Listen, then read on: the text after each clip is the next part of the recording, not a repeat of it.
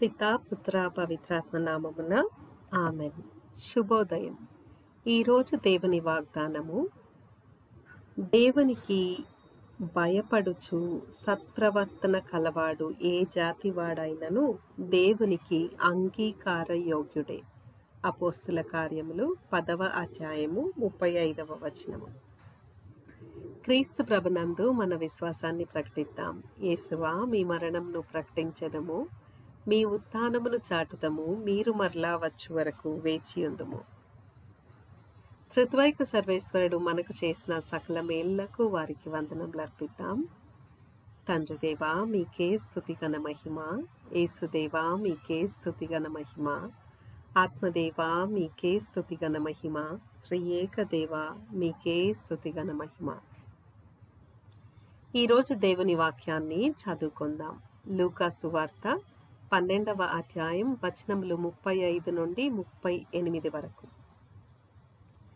మీ నడుములు కట్టుకొనుడు, మీ దీపములను వెలుగుచుండనిండు.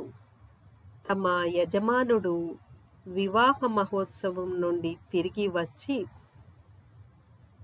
తట్టగనే తలుపు తీయుటకు ఎదురు చూచు వాని వలె ఉండుడు.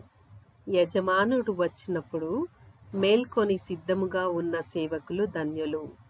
అతడు నడుము కట్టుకొని వారిని భోజనమునకు కూర్చుండబెట్టి తానే వచ్చి వారలకు వడ్డించును అని మీతో నిశ్చయంగా చెప్పుచున్నాను.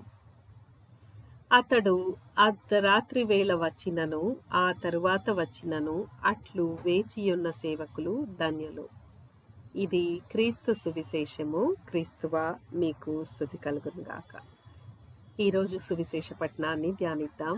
సువిశేష పట్టణంలో ఈరోజు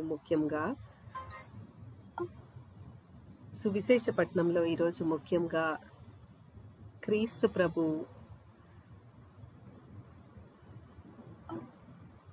రహస్య రాకడ గురించి చెప్పబడుతూ ఉందన్నమాట. ఆయన నేను మరలా వస్తాను అని చెప్పి, మీకు గృహము సిద్ధం చేయటానికి నేను వెళ్తూ ఉన్నాను అని చెప్పి క్రీస్తు ప్రభు చెప్పారు కదా. అదేవిధంగా మనము ఆయన రాకకై ఎదురు చూస్తున్న సేవకుల వలె ఉండాలి, సిద్ధపాటు కలిగి ఉండాలి, నిరీక్షణ కలిగి ఉండాలి అని ఈరోజు సువిశేషంలో చెప్పబడుతూ ఉంది.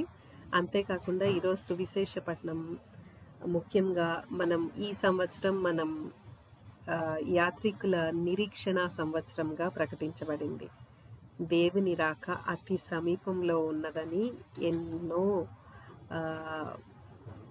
ప్రవచనాలు నెరవేరుతూ ఉన్నాయి అని చెప్పి మనం వింటూనే ఉన్నాం. మనం కూడా ఎప్పుడు ఆయన రాకడ ఎప్పుడు ఉన్నా సిద్ధంగా ఉండాలి. ప్రార్థించుదాము. ఓ క్రీస్తు ప్రభువా, మేము